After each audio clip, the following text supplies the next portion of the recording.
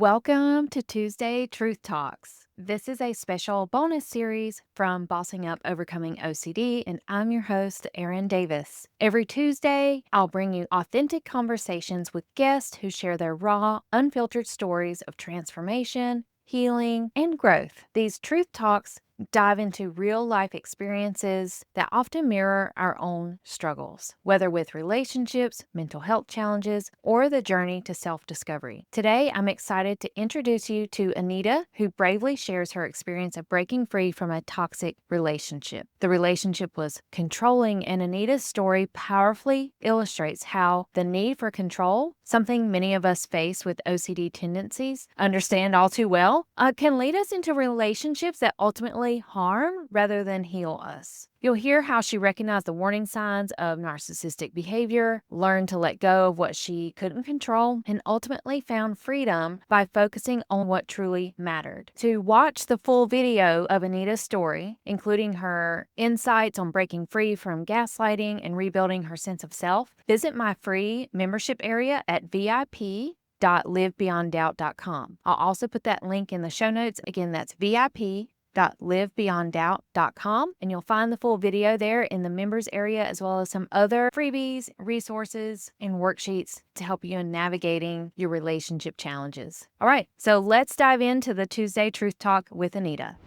Hello, everyone. I'm your host, Erin, and today I have a special guest. Her name is Anita. Hi, Anita. Hi, Erin. Thank you so much for having me today. Yeah, so we were just talking in the green room before we came on air, and I just cannot wait to bring the listeners all this life experience you've had. Before we jump into all those big things, I was looking for guests who have experiences with relationships or OCD or a combination of both. Anita, would you mind to share with the listeners like a high overview of the things that you've gone through? Yeah, absolutely. Going back a couple years, I am somebody who I used to always want to control everything. And whether I wanted to control the people around me or whether it was my decision, I always wanted to have control. I've always been that type A kind of person. And when I was 18, I started to work on personal development. So I started my podcast and reading more books. And I felt like I was really growing in a lot of areas of my life. So then I was thinking to myself, I think I'm ready for a serious relationship. And one the things that I was missing was like emotional stability and mental maturity. And I really, when I dove into this relationship at 20 years old, it really ripped me apart Oh because my goodness. was in a relationship with somebody who not only wanted as much control as I did, he wanted more control. And it was not a good balance at all. I really had to learn how to stop being about how things were happening and how events were playing out. Because when you think they're gonna fix it, Oh my goodness. So that you fed into the control, like both of you. Really, marriage is not supposed to be controlling, but there is this layer that makes it feel like you have control because you put a ring on it. yes, just put a ring on it. You could have said it better. Yeah. I was like, let's just put a band-aid on it and let's get married. It'll be fine. But we still wouldn't put our walls down. And it got to the point where I had to step down and just let him do completely whatever he wanted because at the end of the day, I had no control. And what I didn't realize in those moments was that was such a big blessing of having him act like that because it forced me to be more chill in so many areas of my life. And Okay. I really grasped onto the idea of you can only control two things in this life, your actions and your attitude. You can't control Ooh. anything else. And that's when I really chilled out and let go of the OCD. If you're kind to somebody and they're not kind back to you, just let them. It's fine. Completely agree because you're not responsible for their feelings, their reactions. And like you're saying, you can only control your attitudes, your beliefs, your behaviors. So the things that are like truly within your control, that's where you put your focus. But without, it sounds like without that experience, is he your ex husband? No. Yeah. But without that experience from your ex husband, you weren't in that space to even realize things can still go even if you're not in quote unquote control. Yeah, absolutely. And that really has shaped like it broke me apart to the point where I had to humble myself and just learn to be chill because I was so like OCD about having the control that, for example, if we had plans to go out on Friday, let's say if the plan changed to 7 p.m., I wouldn't go. Yeah. I'm complete control.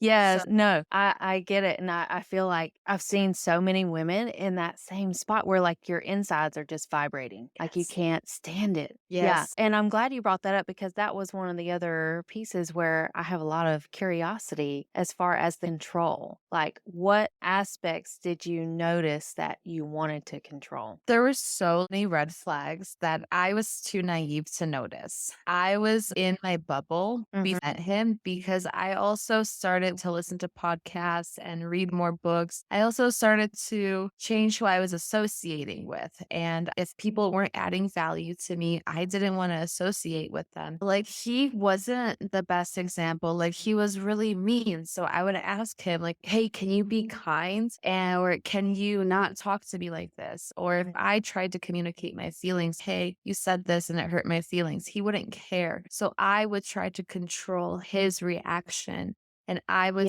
control how he would talk to me, but it wasn't working because if it didn't process in his mind, it wouldn't get us any further. Essentially, if he wasn't listening. Exactly. Yes, oh my gosh. What were those types of reactions you were hoping for, Anita? Him to be kind to me. And it's like hard because I was so in my bubble that I didn't know what gaslighting, Mm, manipulation, I didn't know what that stuff was until I was 23 and I was like, I cannot handle this anymore. And that goes back to I can only control how I feel and what I do. So I yeah. decided to move out and that we were going to go our own ways. And that's when I started to understand what narcissistic traits are and what makes somebody a narcissist. And I don't say Mm. that lightly because he checks off every single box and then some. To this day, he will still tell you that everything is my fault because of the gaslighting. And I can only control my actions and my attitudes. Like, I remember the Yeah. last we saw him, I was like, you really hurt me, but I forgive you for it all. And I wish you the Wow, best. that's so powerful. And now that you're talking about it, I almost get chills because I wonder if so many women who have OCD end up finding themselves in abusive relationships because they feel like they can have an element of control and that somehow with their control, everything will be fine. I think it's partially because we live in a society where women tend to be hyper independent Mhm. and are hype, and there's nothing wrong with that. There is to a certain extent. I understand a woman wanting to be independent and wanting to make her own money, but at the end of the day, we are not men. We're not men. That's just that. So we can only be independent to a certain point, and we have to let somebody else have that control to fill the needs that we can't. And Anita, is it a possibility that even though we're, let's say, as a woman, we're not 100% in control or in charge of the finances, the homemaking, like all the things, but we can share that control with our partner? What are your thoughts about that? I think that if you're bringing more to the table, you should find a man, not a boy. Another good point. I have been learning so much because when I was living in Chicago, I was a hairstylist. I was working behind the chair, loving working at the salon, but I was in this unhealthy relationship and I was always numbing. And something that set me apart Mm. from all other coworkers was that I educated my clients about hair and products and all the things in between. But once I left the salon, I started to heal and take my healing journey more serious. I wanted to be able to share my education in unhealthy relationships with others. So I started Mm. dating and I started Wonderful. my podcast Nourished Inside Out, and I've had wonderful people on there talk about dating. And there's four types of male archetypes. It's boy, guy, man, and gentleman. And a boy is somebody who you're gonna be begging to do the bare minimum. A Mm. man is somebody who knows how to provide for you, but a gentleman will know that you can do it by yourself, but he's gonna want to help you. So those are Yeah. that's what I'm learning is if you're bringing more to the table table, especially as a female, then just find somebody who can bring more. Yeah. Okay. And that sounds pretty exciting and interesting with your podcast. Where can people find your podcast? It's on Apple, Spotify, and YouTube.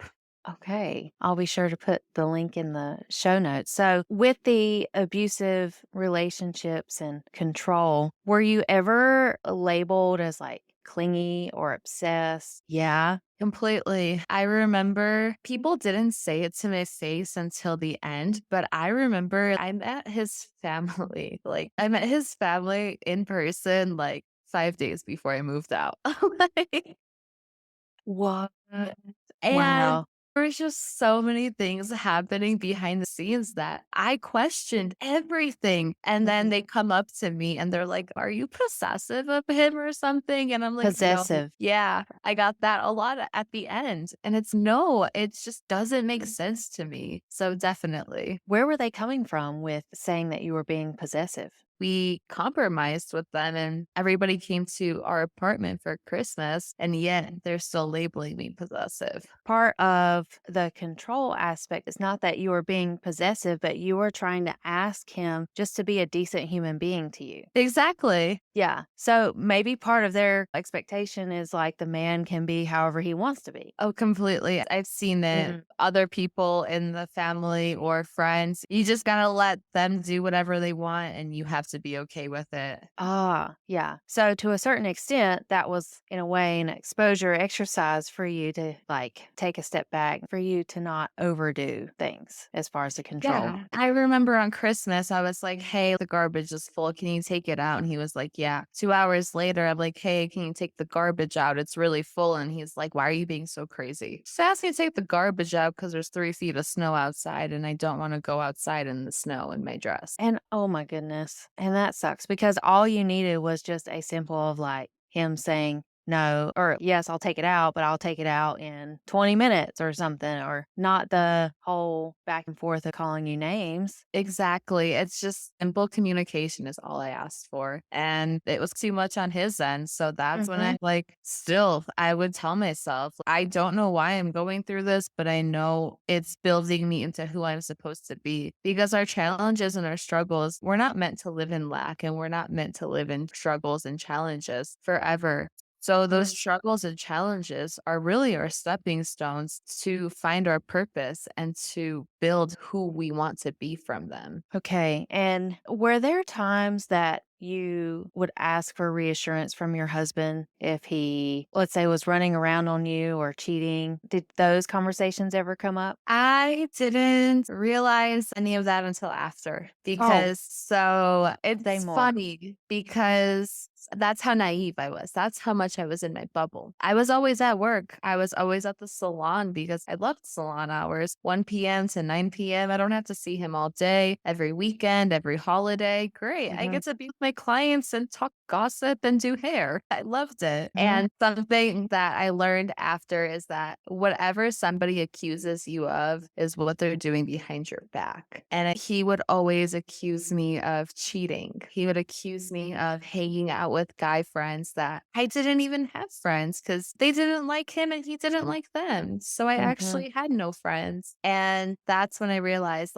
every single thing he accused me of is everything he was doing behind my back. Oh my goodness. Yeah. So this was very much an abusive relationship and it didn't get any better, even though there was a hope in the beginning that obviously it would. And that it sounded like there was this feeling that it would get better based upon the idea that you could control, right? Control the relationship, control the outcome. Not that you're trying to control the person, that you could somehow control the outcome. Yeah, I think a lot of times we want to control the outcome, but you can only control yourself, how you react and how you act. That's Yeah. all. And so, Anita, at what point did you like really decide that you couldn't do the marriage anymore? I remember I was so stressed for 3 months before his family came for Christmas to the point where I was drinking every day. I was Yep. every day. I couldn't do it. And I remember my boss at the time, she came up to me and she was like, "Put your tools down." Because I was at the salon. She was like, "Just put your tools down for a minute." And I was like, "Yeah, okay." She goes, "I know you're stressed about your in laws coming into town, you have nothing to worry about. She said, if a situation arises, then you can ask him to talk in private and you guys can talk it through. And I was like, okay, you're right. So, like, my boss even saw the stress on my face for 3 months. I remember I got so drunk on Christmas to the point where I just Mhm. completely blacked out. And then I went to bed and he told everybody that he was so embarrassed to be next to me because of how drunk I got. I didn't leave my bed for 2 days because I was so depressed. And I remember I called my mom at 2 in the morning the next day. I was like, Mom, I can't do this anymore. Yeah. Wow. And I bet so many women resonate with this story because the drinking is an escape, it's an avoidance of the situation because it's so stressful. Were you finding yourself just like in these worry loops about your in laws and about your marriage? Every day, Yes. every day. Yes, that is exactly the type of stuff that I just love helping women with because there's no place to be. No, that's scary because when you're in an abusive relationship like that, it's not fight or flight mode, it's life or death, it's survival mode. And very thankful and very fortunate that I was able to leave when I did because he was so upset on me for getting drunk on Christmas that we were living in Chicago at the time. My parents live in Michigan. Chicago to Michigan is a 2 hour drive, and Chicago to Florida is a 24-hour drive. And he said, we're Mm. going to Florida. You can't come. And I said, okay. So they drove 24 hours to Florida, stayed there for 2 weeks, and then had a 24-hour drive back.